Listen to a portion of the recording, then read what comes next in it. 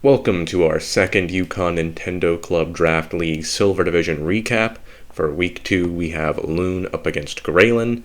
Always fun to see these two fight each other. Just it'll be cool to see what's going on. I tried something a little different with the sound this time, so if it makes the video unbearable, let me know and I'll change it for the future, but it will make these a lot easier to put out in the future, so I do hope this isn't too grating to your ears or anything like that. Let's get right into it.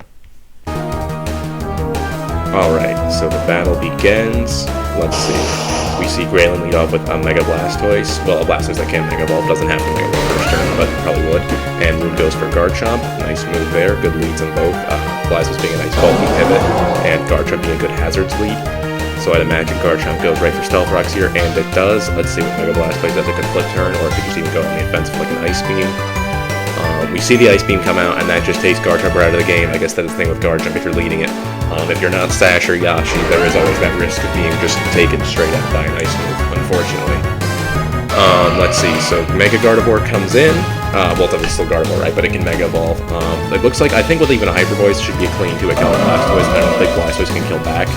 Unless it's a Mirror Coat. A Mirror Coat would be very crafty from Graelyn just to take this out in one hit. Let's use the Thunderbolt. Yep, does a little over half. Probably this is around the same Hyper Voice would have done, but yeah, just good extra damage. Mega Blastoise comes out the Flash Cannon, which is good for Graelyn. Probably lets him get a lot more damage than she otherwise might have against Mega Gardevoir.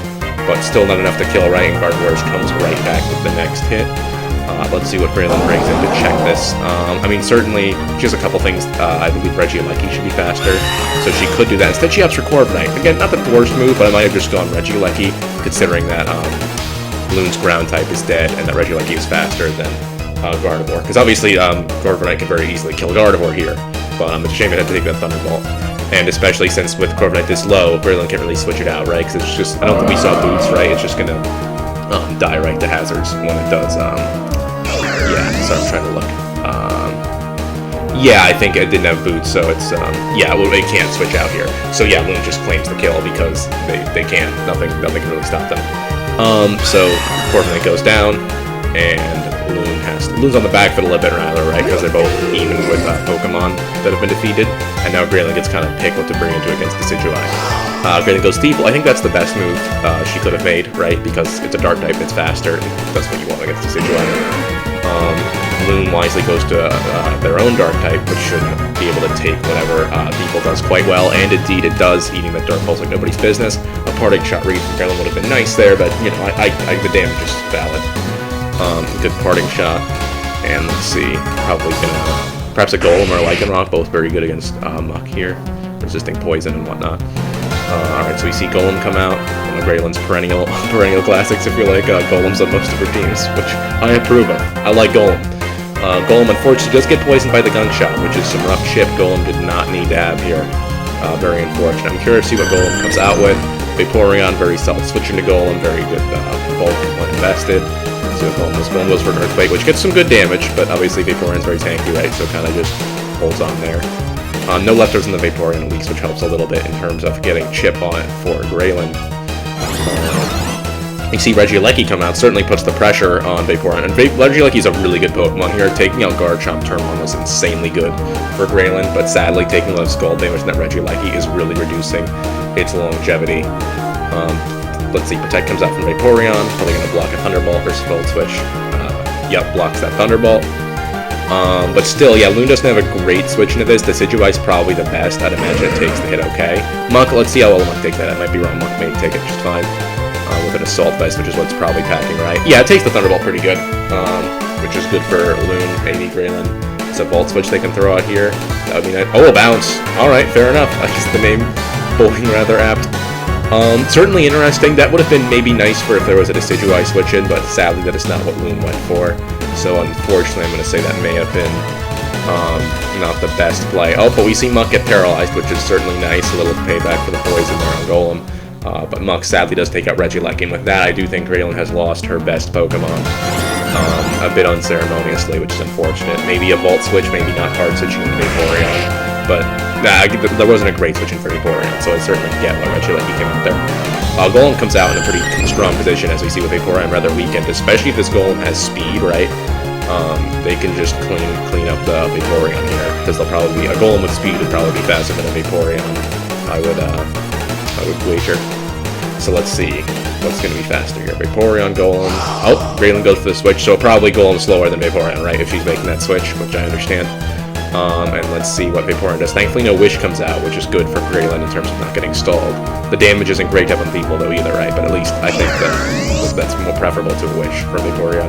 Let's see, we see the Dark Pulse come out. I don't know what ability this thing is. Ice Fang. Oh, darn. I was going to say, Dark move plus Stake. I could have done some real damage to Rotom there, but I guess the Ice Fang, I think, was a bit of a mispredict, to be honest. I don't think there was any Pokemon that Ice Fang would have done that well against. Oh, maybe Muck, but I think Dark Pulse would have gotten the job done against Muck. Maybe? Maybe. Yeah, maybe Ice Fang for Muck, I can see. I don't know the damages, but I guess that's probably better than Dark Pulse for it. Misses on the Overheat, which is very nice for Lycanroc, though it's not like it would have been the end of the world damage-wise.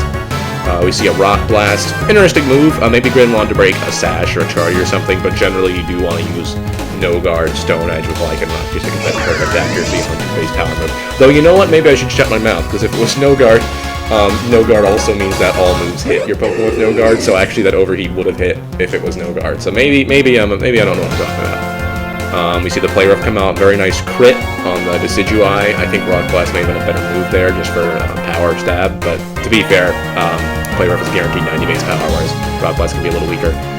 Nice Spirit Shackle comes out, kills it. That's a strong Spirit Shackle. Probably looking at a Choice Band or a Ghost boosting item there. Graelyn a bit in the corner here, but I think Thievul can at least, looking at these Pokemon, Thievul should at least be claiming another kill, and maybe there's a snowball chance in hell Golem could clean up, but I would doubt it. Let's see. Thievul goes to the Dark Pulse, gets some extra damage with that Stake out there, I'd imagine, and another Dark Pulse I think should kill. So it's really nice that Graelyn gets to claim another kill here. We see the Shadow Sneak come out, not too bad. Oh, but the Poison Touch is doing work, and sadly, that will be the end of Thievul this turn, which is really too bad. I mean, I think Decidueye had Shadow Sneak, so I'm not going to say that cost Graelyn the game or anything. Oh, and we also Ice Fang didn't kill. Okay, interesting. So I guess Muck would have got another Shadow Sneak, which would have probably killed. Yeah, that's too bad. Maybe Muck would have been paralyzed, but yeah, that is too bad. Let's see, Golem, though, for sure this time. Golem's going to claim a kill at least. I think this needs to be a hell of a crazy Golem set if Graelyn was to pull it out, like max speed, maybe could outspeed Decidueye without Shadow Sneak and Vaporeon to just get rid of them, but I doubt it. Funny Flamethrower comes out. Always fun to see mixed Golem.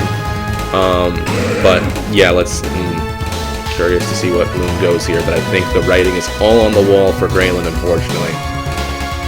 Let's have a look. See Vaporeon come out. And let's see the speed tiers. I'm excited. I want to know. And Vaporeon is faster. That is not a fast Golem. I mean, to be fair, I didn't think it would be. Graelyn was playing like a slow Golem. But yeah, that is too bad. Interesting game, though. Fun game to watch. Very much a war of attrition type game, I would say, where both sides kind of let their Pokemon go down as they fought, which I don't think is a bad thing. I think a lot of the times that's much better than sacking things. Like, something, like, that's the thing. I think Graelyn did really good is they knew when to give stuff up, and same for Lune, where, like, I feel like sometimes I've seen newer draft players do, like, they might have switched out Corviknight when it was at 10 health, not even realizing that it, like, can't come back later, and that you're just wasting it. Even if it had a little more health, the same principle applies, where it's like, 30% Corviknight. Just let it go down, because it's not worth having your full health Pokemon come in and take a hit. Just let the weaker one go down, so you can bring in the new stuff. So I think there's definitely a good mark. This battle is definitely a good marker of how, like, both Graelyn and Lune have improved over their past draft seasons and are getting better. Yeah, this is a fun game to watch. Nothing too crazy, but I definitely enjoyed it, and I will catch you guys for the next one.